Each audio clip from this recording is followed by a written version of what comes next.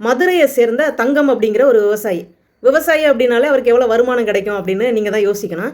அந்த வருமானத்திலிருந்து சிறுக சிறுக சேர்த்த ஒரு 25 பவுன் நகை, 1 பவுன் 2 பவுன் இல்லைங்க, 25 பவுன் நகையை எந்த இடத்துல ஒளிச்சு வைக்கிறது அப்படின்னு தெரியாமல் தலையணைக்குள்ளே ஒளிச்சு வச்சுருந்துருக்காரு.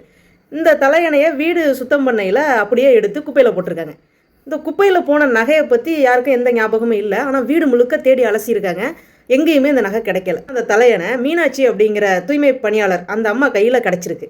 அவங்க அந்த தலையணையை பிரித்து, குப்பைக்கு போனால் தான் அந்த பொருளெல்லாம் பிரித்து பார்ப்பாங்களா, அப்படி பிரிக்கையில் இந்த 25 சவரன் நகை வந்து அதுக்குள்ளே இருந்திருக்கு.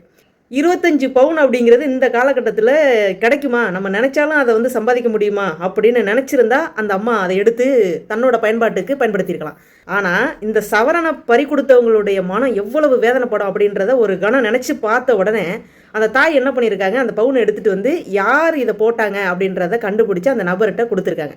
அந்த அம்மாவை பாராட்டுறதுக்கு என்ன வார்த்தை பயன்படுத்துறது அப்படின்னே தெரிலங்க. அவ்வளோ மகிழ்ச்சியாக இருக்குது உள்ளத்தில்.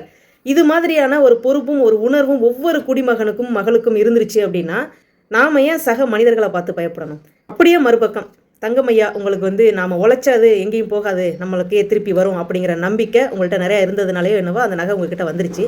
ஒருவேளை அஜாக்கிரதையாக இருக்கிற காரணத்தினால அந்த தலையணை வேறு யார் கையிலையாவது சிக்கி இருந்தால் இன்றைக்கி நிலைமை எப்படி இருந்திருக்கும் அப்படிங்கிறத யோசித்து இனிமேலுக்கு வீட்டில் இருக்கக்கூடிய நபர்கள், அதாவது மனைவி, குழந்தைங்க, இவங்க கிட்டையாவது நாம் இந்த இடத்துல இதை வச்சுருக்கோம் அப்படிங்கிற விஷயத்த இந்த ஆண் மகன்கள் பகிர்ந்துக்கிட்டா ஒருவேளை இது மாதிரியான நிகழ்வு இனி நடக்காமல் பார்த்துக்கலாம் அப்படிங்கிறது இந்த வீடியோ மூலியமாக நான் சொல்ல வர்ற ஒரு கருத்து. நன்றிங்க.